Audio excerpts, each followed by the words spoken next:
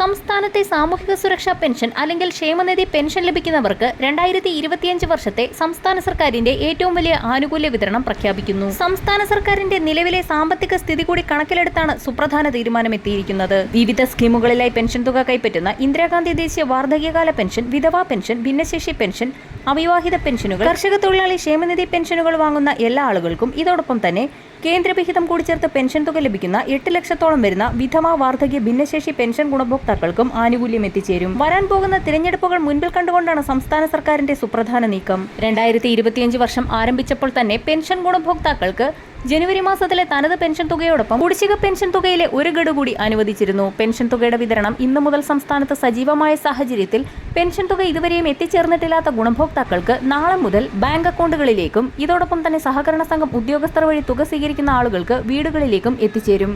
വീടുകളിൽ പെൻഷൻ തുക ലഭിക്കുന്ന ഗുണഭോക്താക്കളിൽ ഒട്ടുമിക്ക ആളുകൾക്കും പെൻഷൻ തുക ഇതുവരെയും എത്തിച്ചേർന്നിട്ടില്ല.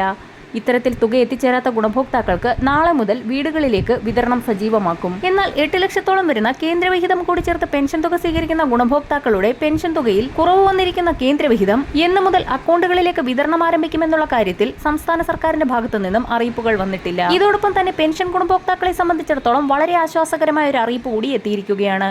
നിലവിലെ 3 ഗഡു പെൻഷൻ കുടിശ്ശികയിൽ 2 ഗഡു കൂടി സാമ്പത്തിക വർഷം ആരംഭിക്കുന്ന മാസം മുതൽ വിതരണം ആരംഭിക്കുന്നു. ഇതോടൊപ്പം തന്നെ വരാൻ പോകുന്ന ബജറ്റിൽ നിലവിൽ 1600 രൂപ വീതം ഒരു മുടക്കവും കൂടാതെ എത്തിച്ചേരുന്ന ഗുണഭോക്താക്കൾക്ക് പെൻഷൻ തുകയിൽ 100 രൂപയുടെ വരെ വർധനവുണ്ടാകുമെന്നുള്ള സന്തോഷ വാർത്ത കൂടി എത്തിയിരിക്കുകയാണ്. നിലവിലെ സാമ്പത്തിക സ്ഥിതി അനുസരിച്ച് പ്രകടന പത്രികയിലെ വാഗ്ദാനമായ 2500 രൂപയിലേക്ക് പെൻഷൻ ഉയർത്തുക എന്നുള്ളത് ഒറ്റയടിക്ക് സംസ്ഥാന സർക്കാരിന് നടപ്പിലാക്കാൻ കഴിയാത്ത സാഹചര്യത്തിൽ 100 രൂപയുടെ വരെ പെൻഷൻ വർധനവ് ഉണ്ടാകുമെന്നുള്ള അറിയിപ്പുകളാണ് ഇപ്പോൾ പുറത്തു വന്നിരിക്കുന്നത്. ഇതോടെ 1700 രൂപ വീതം ഗുണഭോക്താക്കൾക്ക് അതത് മാസം എത്തിച്ചേരുന്നത് ആശ്വാസകരമായി തീരും. നിർബന്ധിത സർട്ടിഫിക്കറ്റുകൾ സമർപ്പിക്കുകയും കൃത്യമായ ഇടവേളകളിൽ മസ്റ്ററിംഗ് പൂർത്തിയാക്കുകയും ചെയ്ത ഗുണഭോക്താക്കൾക്കും സർക്കാർ മാനദണ്ഡങ്ങൾ പ്രകാരം പെൻഷൻ തുക സ്വീകരിക്കുന്ന ഗുണഭോക്താക്കൾക്കും ആനുകൂല്യം എത്തിച്ചേരും. വരും ദിവസങ്ങളിലെ പെൻഷൻ അറിയിപ്പുകൾക്കായി ചാനൽ സബ്സ്ക്രൈബ് ചെയ്യാൻ മറക്കാതിരിക്കുക.